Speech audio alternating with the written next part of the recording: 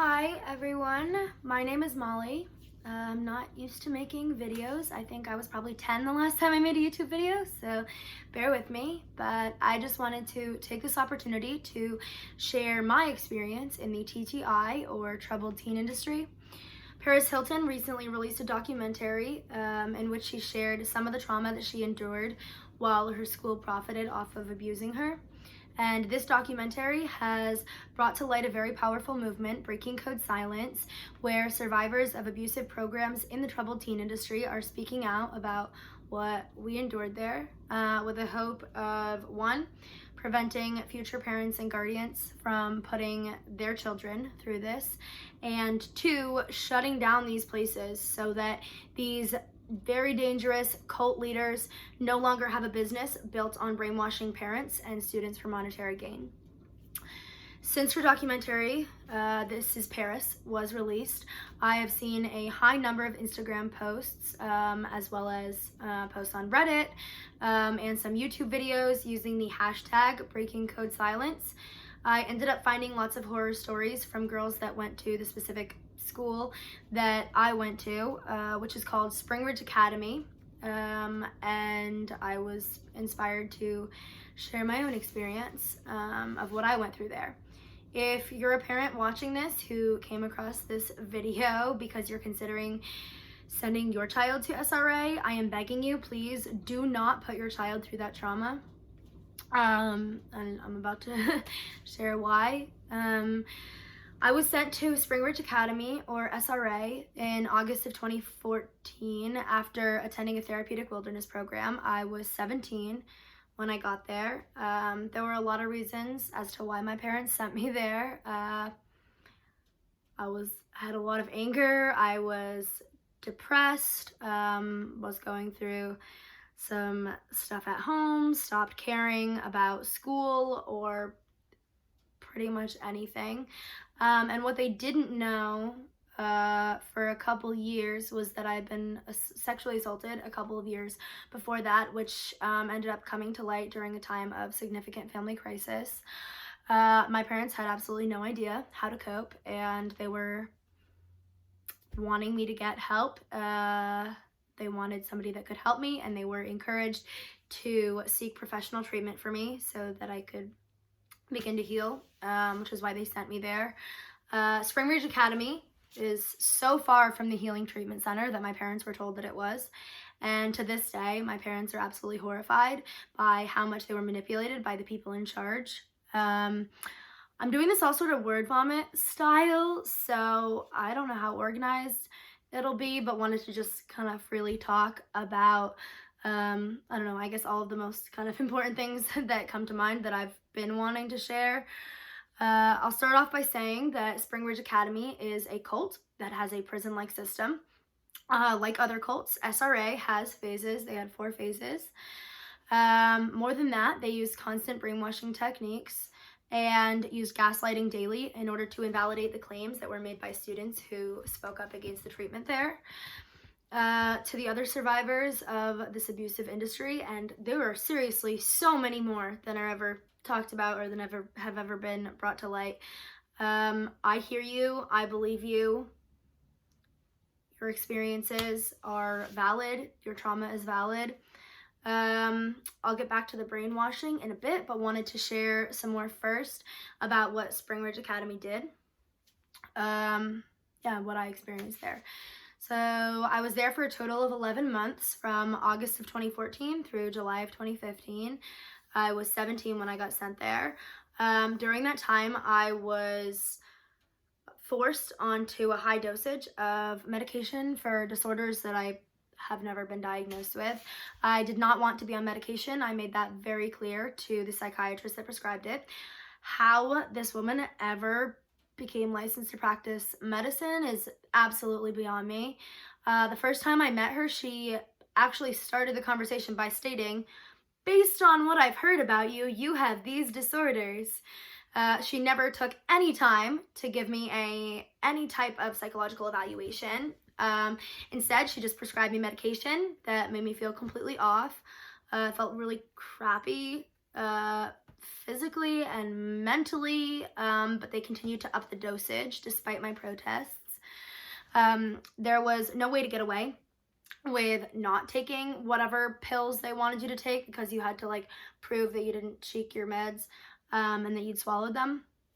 At one point during my stay at Spring Ridge Academy, I was put on something called intro, as a punishment, where I lost the privilege of using my voice, which was initially set for a week, but during that week I used my voice to ask a question, and it was extended by yet another week for not complying, so it was 2 weeks that I was unable to use my voice.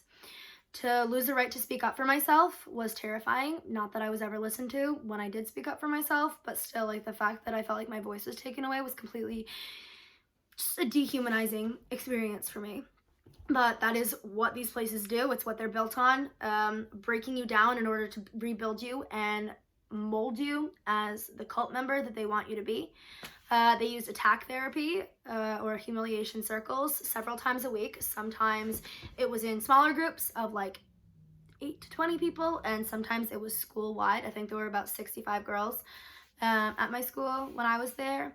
So what this entailed was one person would stand in the middle of the room, and everybody else would form a circle around them and then go around the circle one by one, essentially saying what they hated about the person in the middle in order to break them down and humiliate them. If you were the person in the middle of the circle, you were not allowed to say anything during it, and you were not allowed to leave, and you were surrounded by a lot of people just telling you how much they hated you, sometimes for many hours. I can't even tell you how many adults that worked there witnessed these shame circles and did absolutely nothing to intervene. Jeannie Courtney was by far the worst. She's the founder of Spring Ridge Academy.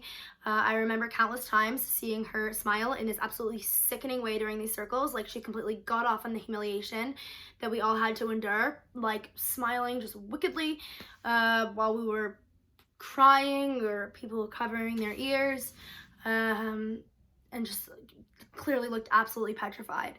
And everything that she did, that I ever experienced her do or see her do, was to show that she had control and we didn't. We got phone calls once a week with our parents. The phone calls were intensely monitored by people that worked there, and if you were not allowed to talk about anything bad that was going on. One time I started to talk about a shame circle, where I was in the center of it. I was in the center of several. They ended my phone call and told me that if I shared anything negative again, they would revoke my phone calls with my parents entirely. I did not want to lose those. We were also allowed to write home, but the people in charge read every letter that we wrote, and they refused to send it if it mentioned anything negative or mentioned any of the stuff that they were doing. So my parents, as well as all of the others, were kept completely in the dark. One of my roommates got in a lot of trouble for writing a letter to her mom about what happened there. The school blocked out entire paragraphs of the letter, removing anything that accused them of these clear human rights violations. And I know several people who their letters didn't even get to be sent because the school would stop it. When I finally came home from this program, I pulled myself. After 11 months, I did not know how to share all of these things. It was only this week, in conversation with my mom, actually spun off from the Paris Hilton documentary, that she found out that they had revoked my right to my voice, and she was completely horrified because she didn't know about any of that. But coming home from a place like this, I had no idea how to talk about anything that I had gone through, so I didn't. I guess now I'll share some of the consequences that I faced when I broke the rules. After being there for several months, I decided to write a secret letter to my ex-boyfriend. I had been dating him at the time that I was sent there, and he had absolutely no idea what was going on and didn't know where I was. My parents had come for a visit, and while I was off campus with them for the day, I slipped the letter to my ex-boyfriend into a postal box. When the school found out that I contacted him, we had a shame circle with lots of girls as well as staff members. The first circle was around 20-ish girls that talked about how horrible of a person I was for breaking the rules. I do not blame the girls one bit, because they would have faced consequences if they didn't participate, and then the focus probably would have been on them, or they would have had to go in the middle. But it was really horrible to listen to how horrible I was for a couple hours straight, and how I was crazy, and how I had lost the trust of people that I had never even like spent any time with, for contacting somebody that was outside of the program. When I sent that letter to him, I also sent letters for 2 of my friends, to people that they knew back home. And then we had a school-wide shame circle where others had to tell me that I had ruined my friends' lives by helping them contact people who were not within the program. That was huge. That was such a emphasis there. I had previously been on phase 2, and part of my consequence for contacting him was that I was dropped to phase 1. My grandma and grandpa came to visit me for my 18th birthday when I was at Spring Ridge Academy, and the school was initially going to let me stay off campus with them for the weekend, but when I was caught for sending the letters, I was no longer allowed to leave campus despite overnight, despite the fact that I was legally an adult. Oh, actually, I couldn't leave campus at all. Throughout the several months that I was there, after my 18th birthday, they made it very clear that I could not leave. If I left anyway, they said that they would make sure that my parents hated me forever. And they said that they wouldn't let me have any of my belongings or shoes or clothes or anything. They told a lot of girls that if they left, they would surely die because there would be nobody that would help them out. A little while after I wrote a letter to my ex-boyfriend, the school wrote a letter to him, breaking up with him as if it was written for me. I have absolutely no idea if they sent it or if he ever got the letter or any of that, but it felt like a huge violation. I didn't like that the school made that decision for me, but far more than that, I did not like the fact that they were writing it on behalf of me. Moving on to the next time I got in major trouble. And this next decision I made because I truly felt like I had absolutely no other choice. Yeah, I felt like I couldn't be there a minute longer. 2 of my best friends and I decided to run away one night.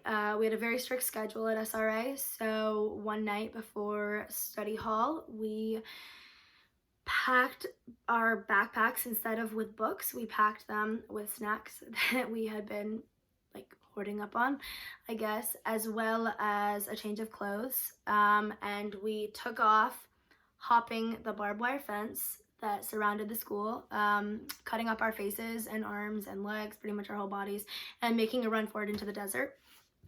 So we had been told by other girls that went there that SRA wouldn't allow you back if you were missing for 2 weeks, and that they would send you home, like to be with your parents. So our plan was to be missing for 2 weeks and then get sent home.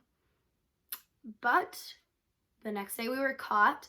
One of my friends was pulled from the program. I wasn't allowed to talk to my parents. And then when I finally did, it was other people having the conversation for me, the people that worked there. I cannot tell you how many girls I know that ran away because they were just so desperate to escape what was an absolute nightmare being there. After we got back, we had another shame circle where the entire school went around and told us how bad we were for leaving. We didn't do it for fun. We didn't do it for attention. We did it because we were so unbelievably miserable being held hostage by an organization built on the abuse and humiliation of vulnerable teenage girls. After that, we were put on silence and separation, which meant that we couldn't speak a single word to each other or even go anywhere near each other. I was put on silence and separation, or SNS, many different times. The most common was with my best friend and roommate, for the reason of talking more to each other than to other people, but she was one of the only people in the world that I trusted. So having her taken away from me in that place made an already miserable experience absolutely unbearable. I was also put on SNS multiple times because my friend and I were interested in each other, and it was extremely forbidden to have even like a cute little schoolgirl crush or whatever. And this was shared without my permission with tons of other students, as well as my journals were confiscated. I don't know. Yeah, it was a pretty horrible experience that made me feel more ashamed of my sexuality, which was already something I was very uncomfortable with at the time. The worst part of running away was being put on something called Run Watch, which meant that I had to sleep in the library with a lot of staff watching me. But worse than that, it meant that I was not able to use the toilet or shower in private, which was so unbelievably dehumanizing. As somebody that was sent there in part to heal from sexual trauma, it was a horrible thing for me to go through. Showering in front of somebody made me feel physically sick to my stomach, and does when I still think about it. It was so uncomfortable, and I would just cry in the shower.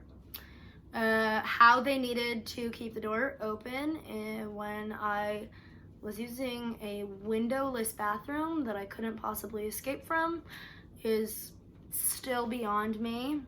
And it felt like a huge abuse of power. One thing that struck me a lot while I was there was that I could even see like a heartbroken like look on a lot of the staff members' faces, like when they were asked to do something that like so clearly violated our basic human rights. But if you were a staff member who is watching this and you chose to do it anyways, then you are in the wrong, and you helped take so much from us, from our rights to our sense of personal identity, and you should not have participated in this or allowed this to happen. This kind of treatment was absolutely horrible. Yeah, and there is no excuse for doing it. In the spring, when I was there, my grandpa became very sick, and he was dying in the hospital in Boston, so I was allowed to go fly and see him. He died right after I got to the hospital, and it was an absolutely gut-wrenching experience for me. I was very close with him, and it was really hard for me losing him. After his wake and funeral, which were one town over from where my parents lived, I decided that I was going to refuse to go back to Spring Ridge Academy. And after making this decision, I was contacted by SRA and told that I had to return. I was 18 and said that I didn't have to, but they used excessive manipulation in the name of my grandfather. They said that my parents would hate me forever and that I was disappointing my grandpa, who had just died, more than I had already disappointed him. My grandpa never showed any indication ever that he was disappointed in me, and I know with my full heart that he wanted absolutely nothing but the best for me. So I didn't believe them, but it was still so deeply upsetting for me to hear Spring Ridge Academy use his memory against me, especially during such a vulnerable time. They also refused to send my transcript to the public school that I was planning on returning to, where I had gone before I was sent to SRA. I was planning on pulling myself from the program and finishing high school there. But I went back for fear of not graduating high school and how much that could hinder my career plans that I was making for myself.